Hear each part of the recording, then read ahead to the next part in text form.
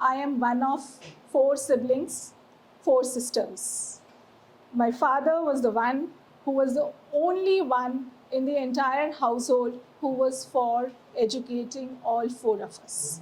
So all 4 of us got education, class 12th, and then we went into graduations.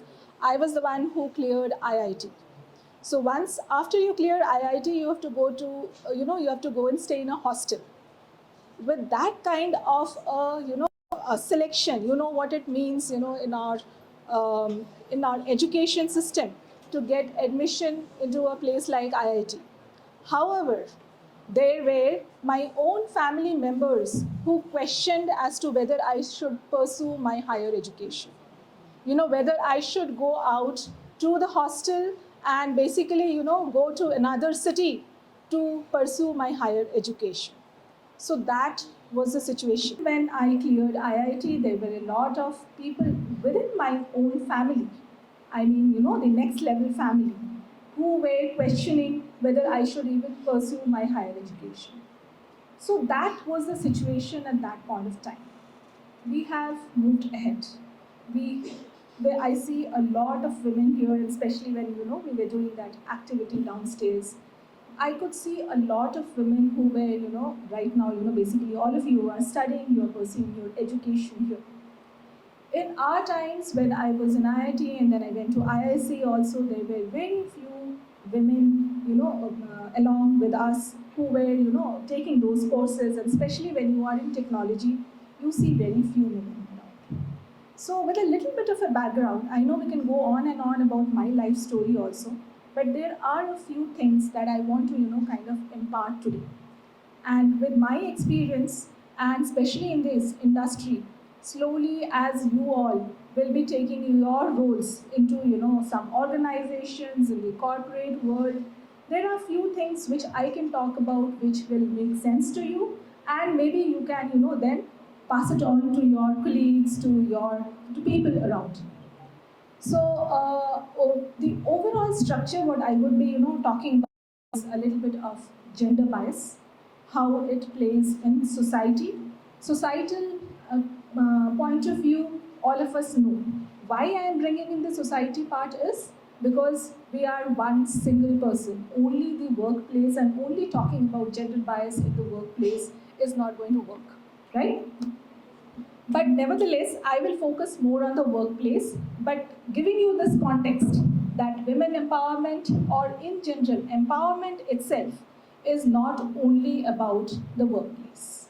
The second thing that I would like to talk about is a little bit of, as women, when we get into senior roles, as we grow in the organization, there are a lot of invisible barriers. We know about something called the glass ceiling. Let's see, how we can maybe crystallize it a little bit for you as to what is it about and how we navigate through those kind of scenarios.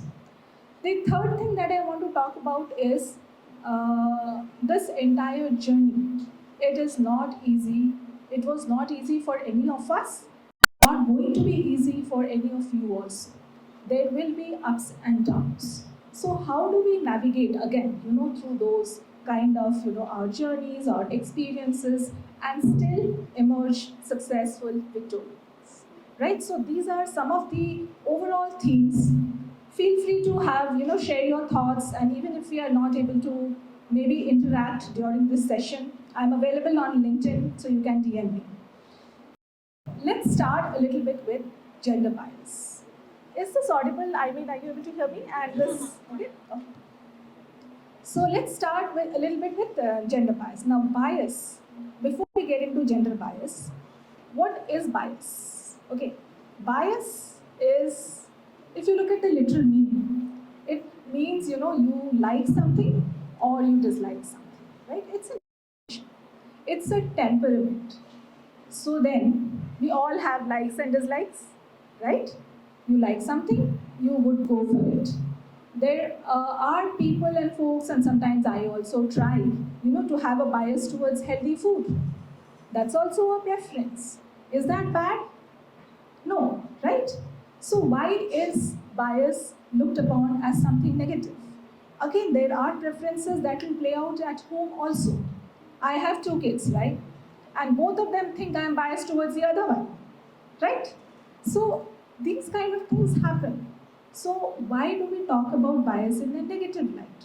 The problem is when these biases get into the decision making, and without thinking about facts or circumstances, because of those preconceived notions, you end up making those decisions for a segment of the society, for a set of people, and that puts them, let's say, in an unequal position. There is discrimination. That is where it gets into the negative side of things, right?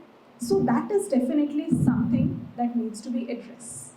And it plays out everywhere, in society, at home, in the workplace. So we all know that we see some of those biases. In the workplace, there are bigger manifestations. We have, the pays that are not equal. The wages, it will be different for men, it will be different for women. And I'm talking about the scenario all over the world. There will be certain roles. There are situations, there are opportunities where women will, they are not even taken into consideration for, the qualification or for the selection process. So all these kind of discriminations exist today, and that is what we need to address. So talking about these biases, and when you look at yourself, you would also have come up with some way of dealing with it. In at home, when you, let's say, go into some sort of a community or your own, let's say, in inner circle, you know how to deal with it. Let's look at the workplace. Slowly, when you will be going to the workplace, what should you do? Let's say you are subject to gender bias, and I will talk about a little bit of a story, my experience. So this was again, way back, and like I said, we didn't have a lot of women in the workplace. So mostly I would say in majority of the time, especially in the first half of my career of more decades, I was, the only woman in the team, sometimes only woman in the room. So that used to happen very often, right? And in a way, I was, kind of used to it also. It had sort of become the norm for me. In one of the teams, what happened was there was this senior person to me who was very jovial, and he was sought after. People used to look up to him, and he also had a very good rapport with all of the team members except for me. So I was, feeling, of course, dejected, upset. So, and what you do in this kind of a circumstances, you put more pressure on yourself. You try and, do a little bit more of and that's what I did.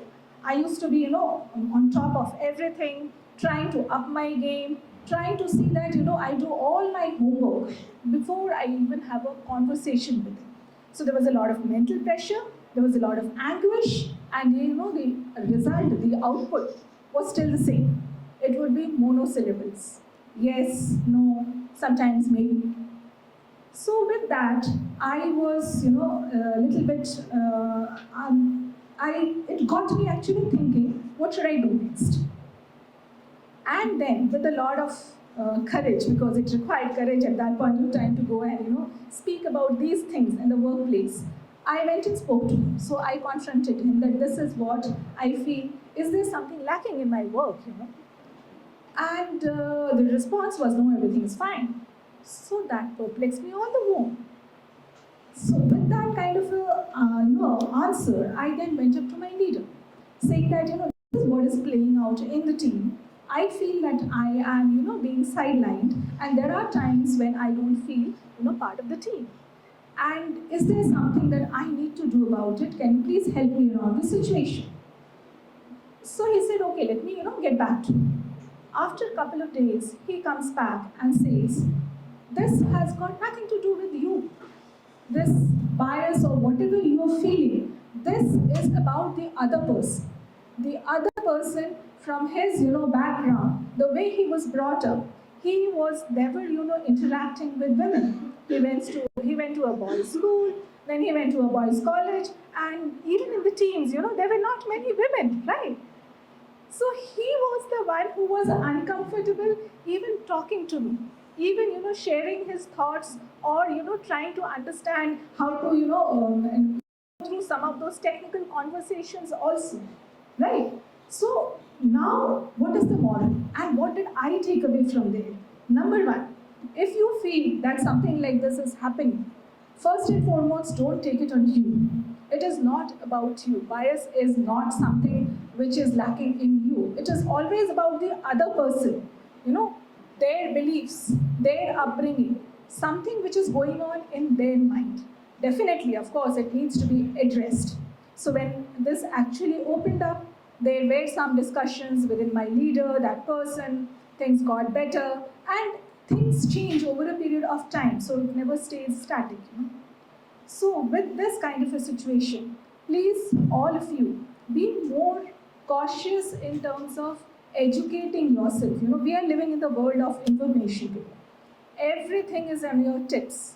So, you should know your rights. You should know your entitlements. Educate yourself on all these biases that happen in the workplace. Some of it is explicit, but believe me, most of it is what you feel, and that also accounts. So, here, when you see something like this, stand up for yourself.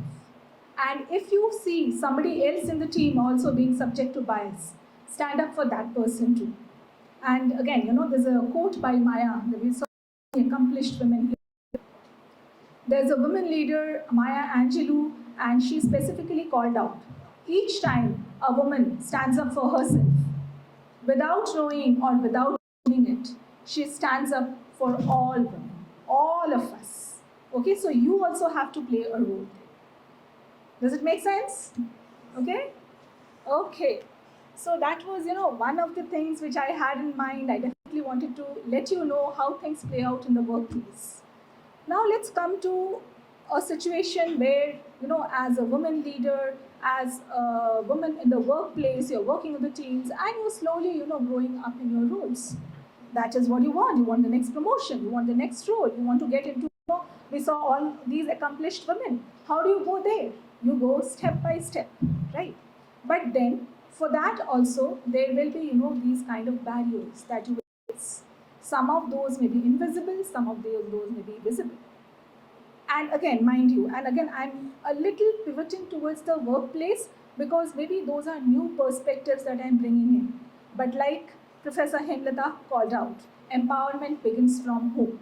So there also, in terms of your, maybe it's not a designation, it's not a role, but how are you growing towards making those better choices, decisions, whether it is at home, in the society, and also in the workplace, right? So now when you talk about, let's say in the workplace, you're striving for that next level role and a lot of other things in terms of your, career progression. Again, there are two aspects. Part is solely within you, self. What can you do? Because there will be a lot of uncontrollable factors. There are external factors, biases and things like that we talked about. For a moment, let's leave that aside. Let's talk about how you can bring in that energy, thought, and how you can strive towards those roles, right? And here, just so that you have a little bit of a takeaway, when I'm talking about this, otherwise it'll be a lot of talking, I'll structure it into a little bit of a framework. Let's talk about 3 C's. Okay, the first C that I want to talk about is continuous learning. When you are looking for progression, when you are looking for a role, you have to equip yourself with knowledge, skills, and whatever is required to get there. That is a basic, that is a merit. And wherever we are as women, we are not asking for any favors. We are not asking for us to be, getting to that next role because we are a woman. We have equal qualifications and we have equal knowledge, equal skills. So you have to constantly strive to get there. Okay? So continuous learning is a way of life. Again, wherever it is in the industry, it is at home, in society, you learn with a lot of even by observing things around you. Here today in this event also, definitely when I go back and reflect, there will be a few learnings for me, right?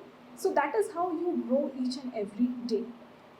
One more thing which I want to talk to you about when you talk about learning and growth. And here again, you're in a learning institute, you have courses, Once you're out of this institute also, learning should be a part of everything that you do.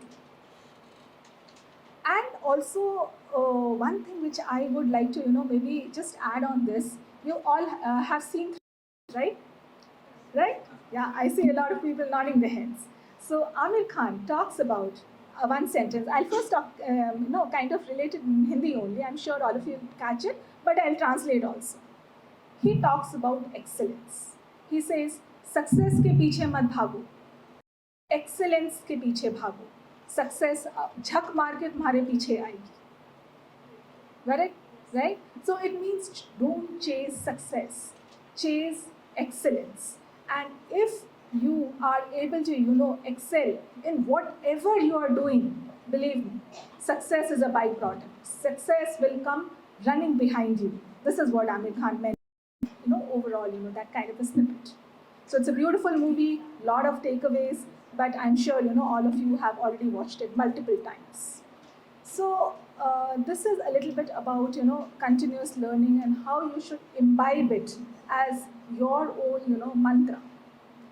Now let's talk about the second C. I talked about 3 C's. Okay, the second C is how you make those connections. And why are connections important? And what do we mean by a connection?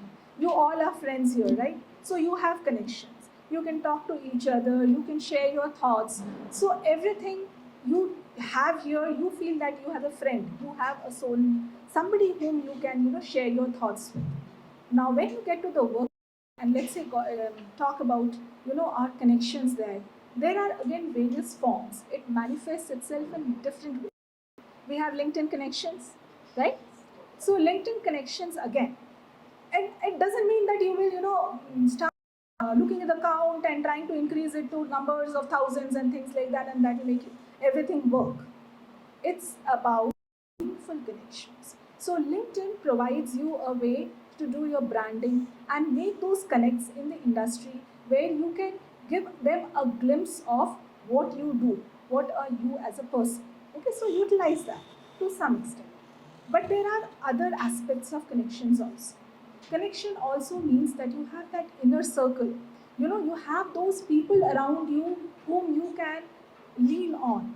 If you have a decision to make, if there is something that is going on in your mind, if you share it with that person, you will get, something which is relevant for you, which will make sense for you, and you can implement it in your life. So those kind of people, they are a handful, but you can count on them always. So have those kind of people around you, and for that, you have to invest in those relationships, and it is, again, a continuous process. When you have a problem, you just cannot reach out to someone and say that, this is my connection. Okay? The next thing that I want to talk about, especially as women, because we are less in number, there are tribes. Once you join a tribe and you are with a bunch of women, you can feel the energy. You can share your thoughts, and where that thing helps is you get to know that you're not alone. Like even in this kind of a forum, when Dr. Hemlata was sharing her thoughts, her journey, it resonated so much with me, and that creates a bond. So join these kind of tribes, contribute and learn from it. And last but not the least, especially when you work and you get into a workforce, have mentors and have sponsors. Now, what is the difference? A mentor will tell you, how to, he will guide you how to get to that next version of yourself. Okay, they will give you some sort of their own experiences. They are not there to get you to that next promotion. They are not there to get you to achieve your goal, but they will give you all the guidance and energy and connects and a lot of support to get you there. You need people like that in your life.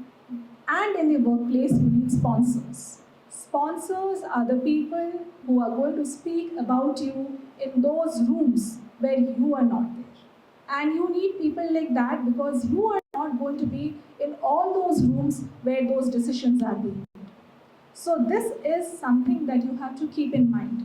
While you are focused on your work, you are, You're doing a good job. A work assigned to you, you are A plus in that. But there are a lot of other things that you have to invest in to get to that next level of successful ladder in your career. Okay, now we come to the third C.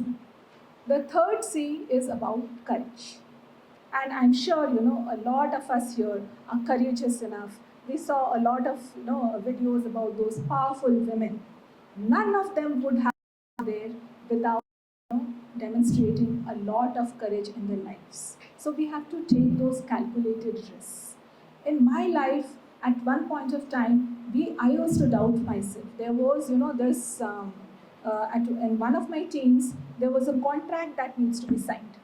Now, a contract is a legal document. And when you are doing it for the first time, believe me, it is daunting. There are legal implications. Then it's all about, money, whether you're able to estimate the right effort to be there. And if you're not there, the company will lose money, right? So then you are under so much of a pressure. So I was asked to travel to get one of those, contracts signed in the client place. Now that being my first, I had lots of doubts in my mind. I thought whether I will be able to do it or not. I took a leap of faith. I discussed with, again, that inner circle that I talked about. Everybody encouraged me to go and get it. So at times, you will have to be a go-getter. Take that leap of faith. You will never be 100% there and on. 100%, let me give you another statistics. In the organization, if there is an open role, a woman will look at the requirements, go through each one of those. And unless and until they are 100% there, they will not go and apply for it, right? And a man, even if they are 60% there, they will go and apply for it, right? So that is the difference. That is the difference in the basic outlook. You don't have to be perfect to get there or even to apply. You need to be brave. You need to have that courage and instill that confidence in yourself that yes, you can do it. Now, there are a lot of things that you will hear around this. Mostly why it happens is we ourselves have that inner fear. Number one. Fear of what? Fear of failure, right? What if we fail? That is there with others also. It's not that people are not failing all the time. So why do we, feel that kind of a pressure? The thing is that we are not very used to failing. Right from our upbringing, girls are taught to be perfect. Girls are taught to be, that you have to be 100% there. A little bit here and there, and there will be a lot of upset. There will be a lot of tears. Okay? So, which is like the way we are wired. So we have to grow out of it, and it is okay to cry. It is okay to go and talk to your friends and say, hey, I'm feeling scared about this. But there's a brilliant book, the author, but it says, feel the fear, but go and do it anyways. Right? So these are some of the mantras that you have to imbibe, and just a framework of these 3 C's: continuous learning, connections, and courage. So have all these around you, and believe me, you can shatter all glass ceilings, and you will be, one of those in that video. Right? Great. So it seems a lot, but right, you have to do this, you have to do that, and it gets tiring. It is not easy. That is definitely, something that you will also have to understand as you go through this journey. There's a lot of pressure, and holistically, work, life, integration, balance, so many things to do. But still, take time for yourself. Maybe this is another C. Okay? Have compassion for yourself. We are always very kind to others, but when it comes to us, we will have, those very hard, high standards for ourselves. Why? Okay? So those same standards should hold for us. It is okay if you take a 2-day break and there is some deliverable which somebody else, your team is handling. You don't have to be there every way. You don't have to kill yourself to get to that top. Okay? Life is a journey. Enjoy it. The destination is one part of it, and once you get there, definitely you will enjoy. But what you have to keep in mind is, are you enjoying the journey? Right? So take those moments for yourself. have those moments of self-care where maybe if you are an introvert, you would like to spend time for your own self. Now once you're married, you have kids, spending that amount of time just for yourself, people around will make you feel guilty, but you have to be strong enough. It is actually what you are giving back.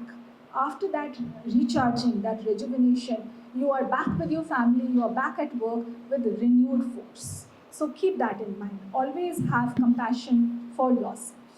Okay? And as you progress, a little bit of what I want to talk about is things will not always be pretty. There will be ups and downs, especially in terms of some of the assignments that you're handling, but more importantly, the people who will be supporting you. So Professor Hemlata talked about the support that you need at home. Let me talk about a little bit of what happens in the industry. In the industry also you need a support.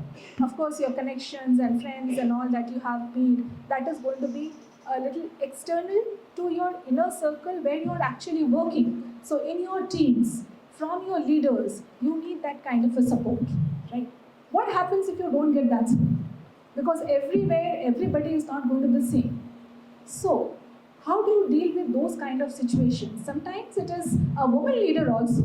Leaders who are not very cognizant about how to, uplift their women or maybe look at that differentiation. Everybody is not educated on, the equity or the equality that we talk about, right?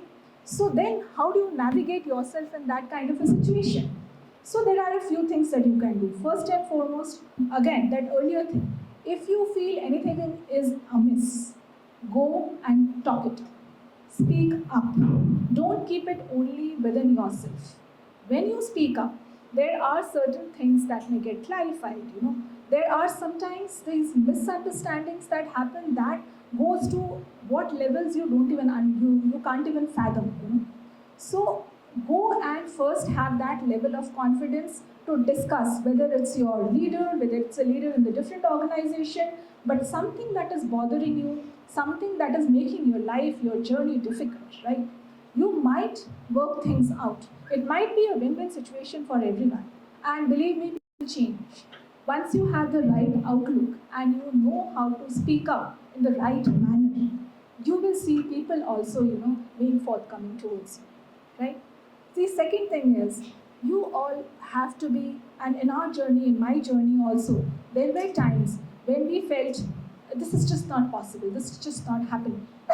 There will be those moments when you feel that, should I quit? It's too much between, family, work.